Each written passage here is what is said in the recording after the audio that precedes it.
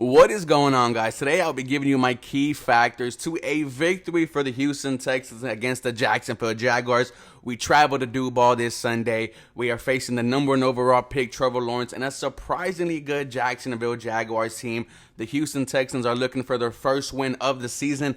Can they get it? It's going to be very hard. Davis Mills does not play well on the road. So one of the key factors is, number one, you need to run the ball. Knowing that Davis Mills is not good on the road, look for number 31, Dameon Pierce, to have another solid day. Broke out last week against the Los Angeles Chargers, 130 yards, a touchdown, 9.4 yards a carry. Look for him to follow that up this Sunday against the Jags, right? Every single week he's got better. In week 2, it was 60 yards. In week 3, it was 80 yards. And last week, over 130 plus with a touchdown. I love the fact that Dameon Pierce is igniting this offense. You can argue he saved Davis Mills' job by getting that 75-yard touchdown. Then we saw number 10, Davis Mills, get into a rhythm. More on him later. My number 2 is stopping the run. James Robinson is a very good running back, one of the most underrated running backs in the NFL, if you ask me. He could do it all. He could run, block, and receive.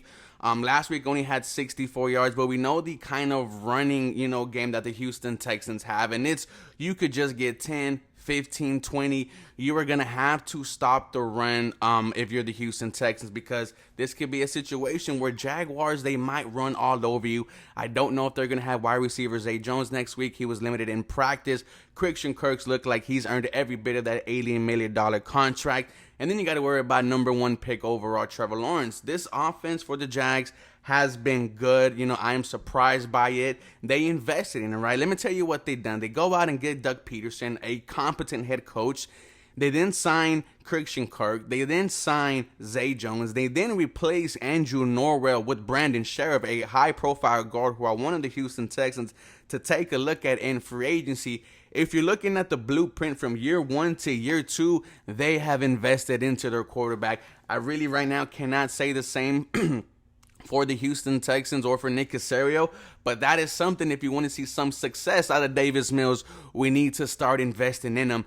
And number 3, it's, Davis Mills, because he's going against a very good Jacksonville Jaguars defense, right? They have 2 solid pass rushers. Number 1 is Josh Allen. Number 2 is the number 1 overall pick last year, Trayvon Walker. He had a sack in week 1 against Washington, but hasn't really done anything since then. So he's going to look to, make a staple game here at home against a offensive line for the Houston Texans that plays good at times, but then collapses in the big moments, right? You also worry about their linebacker, Devin Lloyd, out of, I think it was Utah. Me and Cody were ecstatic about him coming off the draft. Had 14 tackles last week against the Eagles. He is going to be a tough, go. And then you got to worry about their secondary, Griffin out there.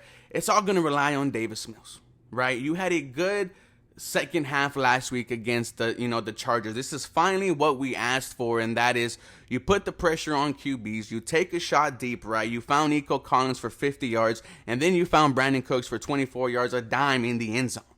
We need to consistently do that. You are now playing for your job. The conversations are now, bench him for Kyle Allen, bench him for Driscoll. You can argue that Davis Mills was benched last week. Was almost benched last week if it wasn't for that Dameon Pierce 75-yard touchdown.